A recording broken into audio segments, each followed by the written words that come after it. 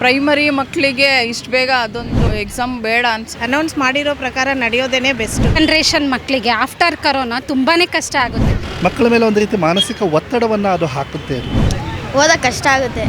Actually ಏನಂದರೆ primary ಮಕ್ಕಳಿಗೆ ಇಷ್ಟು ಬೇಗ ಅದೊಂದು ಎಕ್ಸಾಮ್ ಬೇಡ ಅನಿಸುತ್ತೆ. ಯಾಕೆಂದರೆ ಅವ್ರು ಬೇಸಿಕ್ಕಿನೂ ಪ್ರಿಪೇರ್ ಆಗ್ತಾ ಇರ್ತಾರೆ. ಮಕ್ಕಳಿಗೆ ಕೆಲವ್ರಿಗೆ ಸ್ಕಿಲ್ ಕೆಲವ್ದು ಇರಲ್ಲ, ಸಾಮರ್ಥ್ಯಗಳಿರಲ್ಲ. ಆ ಸಾಮರ್ಥ್ಯಗಳು ಏನಂತ ಐಡೆಂಟಿಫೈ ಮಾಡಿಕೊಂಡು ಮಾಡಿದ್ರೆ ಒಳ್ಳೆಯದು. ಹಿಂದೆಲ್ಲ ಇತ್ತು, 7th ಪಬ್ಲಿಕ್ ಇತ್ತು. ಆ ಥರ 7th 1 ಕ್ಲಾಸ್ ಪಬ್ಲಿಕ್ ಕೊಟ್ಟರೆ ಓಕೆ. ಏಕೆಂದರೆ ಅವರು ನೆಕ್ಸ್ಟ್ SLCಗೆ ಅವ್ರು ಪ್ರಿಪೇರ್ ಆಗೋಕ್ಕೆ ಈಸಿ ಆಗುತ್ತೆ.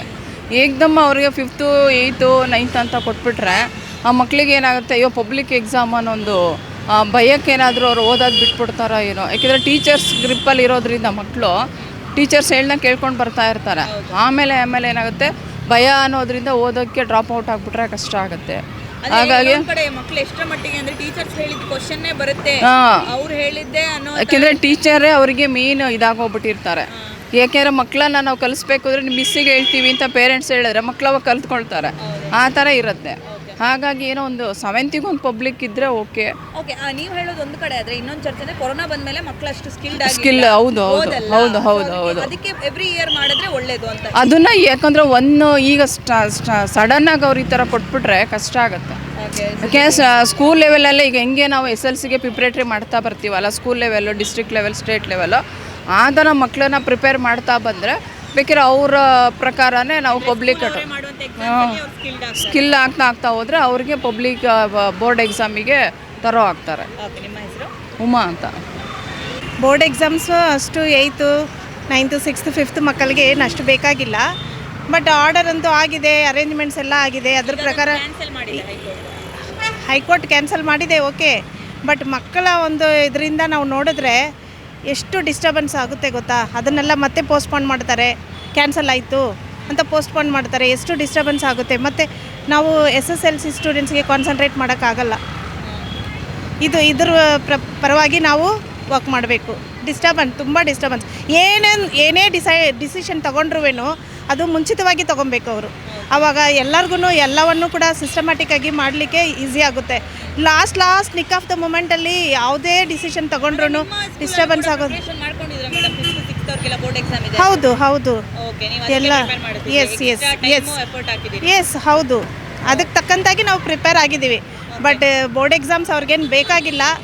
10th 12thಗೆ ಸಾಕು ಅನ್ನೋದೇ ನಮ್ಮ ಒಂದು ಇಷ್ಟ. ಹಂಸವೇಣಿ. ಜನರೇಷನ್ ಮಕ್ಕಳಿಗೆ ಆಫ್ಟರ್ ಕರೋನಾ ತುಂಬಾ ಕಷ್ಟ ಆಗುತ್ತೆ. ಪ್ರೈಮರಿ ಮಕ್ಕಳಿಗೆ ಬೇಸಿಕ್ಕೇ ಇರಲ್ಲ. ಸಡನ್ಲಿ ನೀವು ಬೋರ್ಡ್ ಎಕ್ಸಾಮು ಅಂದರೆ ಕಷ್ಟ ಆಗಿಬಿಡುತ್ತೆ ಮ್ಯಾಮ್. ಸೊ ಏನಿದ್ರು 10th PUC it is good. ನಿಮ್ಮ ಹತ್ರನೇ ಕ್ವಶನ್ ಪೇಪರ್ಸ್ ಇರುತ್ತೆ. ಈಗಿನ ಬೋರ್ಡ್ ಎಕ್ಸಾಮ್ ಅಂತ ಬಂದಾಗ ನಿಮಗೂ ಕೂಡ ಬ್ಲೂ ಪ್ರಿಂಟ್ ಕೆಲವೊಮ್ಮೆ ತೊಂದರೆ ಆಗ್ಬೋದು. ಅದ್ರ ಬಗ್ಗೆ ಹೌದು, ಯಾಕಂದರೆ ಹುಡುಗರೆಲ್ಲ ಹೆಂಗೆ ಟೀಚರ್ಸ್ ಹೇಳ್ಕೊಡ್ತೀವಿ ಹಂಗೆ ಇರ್ತಾರೆ ಮೇಡಮ್ ಆಲ್ಮೋಸ್ಟು. ಈಗ 10th ಆದರೆ ಅವರಿಗೆ ಅನ್ನೋದು ಒಂದು ಐಡಿಯಾ ಇರುತ್ತೆ, ಎಲ್ಲ ಮಾಡ್ಕೊತಾರೆ. PUCನೂ ಅಷ್ಟೇ, ಯಾಕಂದರೆ ಆ ಏಜಿಗೆ ಆ ಮೆಂಟಾಲಿಟಿ ಹುಡುಗರಿಗೆ ಬೆಳೆದಿರುತ್ತೆ.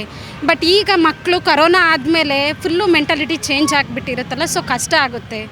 ಬೋರ್ಡ್ ಎಕ್ಸಾಮ್ ಬೇಡ ಅಂತ ಮಾಡಿದ್ವಿ ಮ್ಯಾಮ್, ಎಲ್ಲ ರೆಡಿ ಮಾಡಿದ್ವಿ. ಸಡನ್ಲಿ ಸ್ಟೇ ಆರ್ಡ್ರ್ ಮಾಡಿದ್ರು. ಹೌದು, ಇದು ಮಾಹಿತಿ ನಮಗೂ ಕೂಡ ಬಂದಿದೆ. ಇದು ನಮ್ಮ ಒಂದು ಹೈಕೋರ್ಟ್ ಇದನ್ನು ಸ್ಟಾಪ್ ಮಾಡಿದೆ, ಕ್ಯಾನ್ಸಲ್ ಮಾಡಿದೆ ಅಂತ ಹೇಳಿ.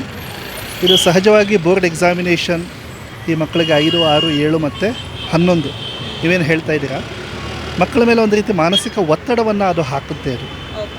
ಅದರಿಂದ ಈಗಾಗಲೇ 10ನೇ ಕ್ಲಾಸ್ ಮತ್ತು 12ನೇ ಕ್ಲಾಸ್ ಏನಿದೆ ಬೋರ್ಡ್ ಎಕ್ಸಾಮಿನೇಷನ್, ಅದು ಹಾಗೆ ಕಂಟಿನ್ಯೂ ಆಗ್ಬೋದು. ಇದೊಂದು ಅನವಶ್ಯಕವಾದಂತಹ ಒಂದು ಮಾನಸಿಕ ಒತ್ತಡವನ್ನು ನಾವಲ್ಲಿ ಸರ್. ಅಂದರೆ ಮಕ್ಕಳಿಗೆ ಈಗ ಭಯನೇ ಇರೋದಿಲ್ಲ. ಒಂದು ವರ್ಷ ಫೇಲ್ ಆದವರು ಅಥವಾ ಕಡಿಮೆ ಮಾರ್ಕ್ಸ್ ತಗೊಂಡವರು ಬೋರ್ಡ್ ಎಕ್ಸಾಮ್ಸ್ ಇಟ್ಟರೆ ಇನ್ನೂ ಓದೋಕ್ಕೆ ಇಂಟ್ರೆಸ್ಟ್ ಕೊಡ್ತಾರೆ ಅಂತ ಹೇಳ್ತಾರೆ. ಪ್ರತಿ ವರ್ಷ ಇದ್ದರೆ ಅವ್ರಿಗೂ ಗೊತ್ತಾಗುತ್ತೆ ಅಂತ. ಎರಡೂ ಚರ್ಚೆಗಳಿದ್ದಾವೆ ಇದ್ರ ಬಗ್ಗೆ. ಇಲ್ಲ, ಎರಡೂ ಚರ್ಚೆ ಇದೆ. ಈಗ ಏನಾಗುತ್ತೆ ಅಲ್ಲಿ ಈಗ ನಾವು ಮೌಲ್ಯಮಾಪನ ಅಂತ ಬಂದಾಗ ವರ್ಷದ ಕೊನೆಯಲ್ಲಿ ಮಾತ್ರ ಮೌಲ್ಯಮಾಪನ ಮಾಡೋದಿಲ್ಲ. ನಮಗೆಲ್ಲ ಗೊತ್ತಿರೋ ಹಾಗೆ ಒಂದು CCE ಅಂತಿದೆ, ನಿರಂತರ ಮೌಲ್ಯಮಾಪನ. ಅದು ನಿರಂತರ ಮತ್ತು ವ್ಯಾಪಕ ಮೌಲ್ಯಮಾಪನ. ಸೊ ವರ್ಷವಿಡೀ ಕೂಡ ಮಕ್ಕಳಿಗೆ ನಾವು ಮೌಲ್ಯಮಾಪನವನ್ನು ಮಾಡ್ತಾ ಇರ್ತೀವಿ. ಸೊ ಮತ್ತು ಮಕ್ಕಳ ಒಂದು ಚಟುವಟಿಕೆ ತರಗತಿ ಒಳಗಡೆ ಇರಬಹುದು, ಹೊರಗಡೆ ಇರಬಹುದು. ಹೌದು, ಅದು ನಿರಂತರವಾಗಿ ಮೌಲ್ಯಮಾಪನ ಆಗ್ತಾ ಇರುತ್ತೆ. ಅದರ ಆಧಾರದ ಮೇಲೂ ಕೂಡ ನಾವು ಅದನ್ನು ಮಾಡಬಹುದು. ಸೊ ಇದರಿಂದ ಮಕ್ಕಳಲ್ಲಿ ಉಂಟಾಗುವಂತಹ ಒಂದು ಅನವಶ್ಯಕ ಮಾನಸಿಕ ಒತ್ತಡ, ಪರೀಕ್ಷಾ ಭಯ ಏನಿರುತ್ತೆ ಅದನ್ನು ಸ್ವಲ್ಪ ನಾವು ಮಟ್ಟಿಗೆ ನಿಯಂತ್ರಣ ಮಾಡಬಹುದು. ಇನ್ನು ಕೆಲವೊಂದು ನೋಡೋದಾದರೆ ಮಕ್ಕಳು ಈ ಸೂಸೈಡ್ ಅಂತ ಹೇಳಿ ಟ್ರೈ ಮಾಡೋದು, ಎಕ್ಸಾಮ್ಸ್ ಎಲ್ಲ ಅದೇ examination phobia, fear of examination ಇರುತ್ತೆ. ಅದಕ್ಕೆ ಮಕ್ಕಳಿಗೆ ಒಂದಷ್ಟು ಕೌನ್ಸಿಲಿಂಗ್ ಬೇಕಾಗುತ್ತೆ. ಪರೀಕ್ಷೆಯನ್ನು ಯಾವ ರೀತಿ ಎದುರಿಸಬೇಕು, ಯಾವ ರೀತಿ ಬರೀಬೇಕು, ಸೊ ಪರೀಕ್ಷಾ ಒತ್ತಡವನ್ನು ಹೇಗೆ ನಿವಾರಿಸ್ಕೋಬೇಕು ಅನ್ನೋದಕ್ಕೆ ಸಂಬಂಧಪಟ್ಟ ಹಾಗೆ ಶಾಲೆಯಲ್ಲಿರುವಂಥ ಶಿಕ್ಷಕರಾಗಿರಬಹುದು. ನೀವು ಒಂದು ಪೇರೆಂಟ್ ಆಗಿ ನೋಡೋದಾದ್ರೆ ಎವ್ರಿ ಇಯರ್ ಎಕ್ಸಾಮ್ಸ್ ಬೇಡ, ಪರೀಕ್ಷೆಗಳಿರಬೇಕು, ಆದರೆ ಬೋರ್ಡಿಂದ ಕಂಡಕ್ಟ್ ಮಾಡುವಂಥ ಪರೀಕ್ಷೆಗಳು ಅಷ್ಟು ಅವಶ್ಯಕತೆ ಇಲ್ಲ ಅಂತ ಅಂದ್ಕೊಳ್ತೀನಿ ನಾನು. ಪರೀಕ್ಷೆಗಳು ಬೇಕು, ಪ್ರತಿ ಮಗುವಿಗೂ ಕೂಡ ಶಾಲೆಯಲ್ಲಿ ಪರೀಕ್ಷೆ ಆಗಬೇಕು. ಅದು ಕಿರು ಪರೀಕ್ಷೆ ಆಗಿರ್ಬೋದು ಅಥವಾ ಒಂದು ಆ್ಯನ್ಯುಯಲ್ ಎಕ್ಸಾಮಿನೇಷನ್ ಅಂತ ಏನು ಹೇಳ್ತೀವಿ, ಪರೀಕ್ಷೆಗಳು ಬೇಕಾಗ್ತವೆ. ಆದರೆ ಈ ಒಂದು ಬೋರ್ಡ್ ಎಕ್ಸಾಮಿನೇಷನ್ ಅಂತ ಹೇಳಿ ಮಕ್ಕಳಿಗೆ ಒಂದು ಅನವಶ್ಯಕ ಒತ್ತಡ ಹಾಕೋದು ಬೇಡ ಅಂತ ಅಂದ್ಕೊಳ್ತೀನಿ. ಸೊ ಒಂದು ಮೌಲ್ಯಮಾಪನ ಅನ್ನೋದು ನಿರಂತರವಾಗಿ ನಡೀತಾ ಇರುತ್ತೆ ಅದು ಒಂದು. ಸೊ ಅದರಿಂದ ಅದು ನನ್ನ ಒಂದು ಅಭಿಪ್ರಾಯ, ವೈಯಕ್ತಿಕ ಅಭಿಪ್ರಾಯ ಇದು. ಏನು ತರುಣ್ ತರುಣ್, ಇವಾಗ ಬೋರ್ಡ್ ಎಕ್ಸಾಮ್ಸು ಆಗಬೇಕು ಅಂತ ಇತ್ತು, 5, 6, 9th, 10th, 11th, 8th ಅವ್ರಿಗೆಲ್ಲ. ಇವಾಗ ಅದನ್ನು ರದ್ದು ಮಾಡಿದ್ದಾರೆ. ಈ ಸಲ ಮಾಡಬೇಕು ಅಂತ ಇತ್ತು, ಈಗ ರದ್ದು ಮಾಡಿದ್ದಾರೆ. ಸೊ ನಿಮಗೆ ಏನು ಅನಿಸುತ್ತೆ, ಎಕ್ಸಾಮ್ ಇರಬೇಕಾ ಬೇಡವಾ? ಬೇಡ ಅನ್ಸುತ್ತೆ. ಯಾಕೆ ಅಂತ? ಇದು ಓದೋಕ್ಕಾಗಲ್ಲ, ಕಷ್ಟ ಇರುತ್ತೆ, ಆಮೇಲೆ ಫ್ರೀ ಇರಲ್ಲ ನಮಗೆ. ನೀನು ಯಾವ ಕ್ಲಾಸು? 7th. ಇವಾಗ ಎಕ್ಸಾಮ್ಸ್ ಮಾಡಿದರೆ ಒಳ್ಳೇದಲ್ವಾ? ಎವ್ರಿ ಇಯರ್ ನೀವು ಎಷ್ಟು ಓದಿದ್ದೀರಿ ಅಂತ ಗೊತ್ತಾಗುತ್ತೆ. ಯಾಕೆ ಬೇಡ ಅಂತ ನೀನು?